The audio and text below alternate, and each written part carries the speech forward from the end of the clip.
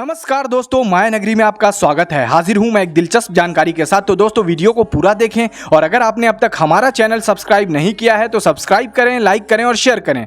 रेशमा भारत की पहली सफल स्टंट वुमेन है जिन्होंने 400 भाषाओं में लगभग 400 फिल्मों में हजारों स्टंट किए हैं। शोले गर्ल जिनका इंडियन सिनेमा में सफर बहुत ही इंस्पायरिंग रहा है। रेशमा पठान ने हाल ही में reality show India's best dancer season 3 में शामिल हुई। दर्शकों के सामने परफॉर्म करते हुए रेशमा होस्ट जय भानुशाली के साथ कुछ स्टंट करती हुई भी दिखी।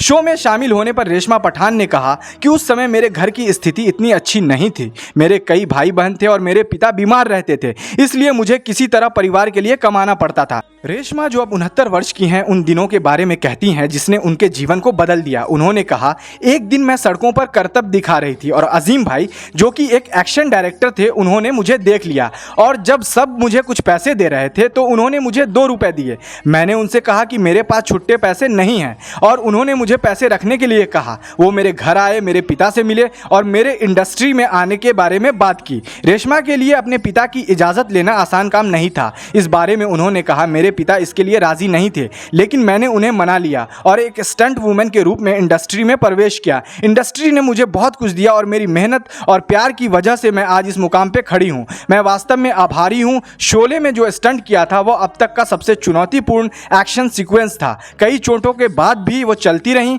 अपनी बात खत्म करते हुए रेशमा पठान ने कहा कि लाइफ की इस उम्र में भी वो फिल्म इंडस्ट्री में काम कर रही हैं। तो दोस्तों कैसी लगी ये इंटरेस्टिंग जानकारी, हमें कमेंट कर ज़रूर बताएं। फिर हाजिर रहूंगा एक दिलचस्प जानकारी के साथ। बने रहिए माया नगरी के साथ। नमस्कार।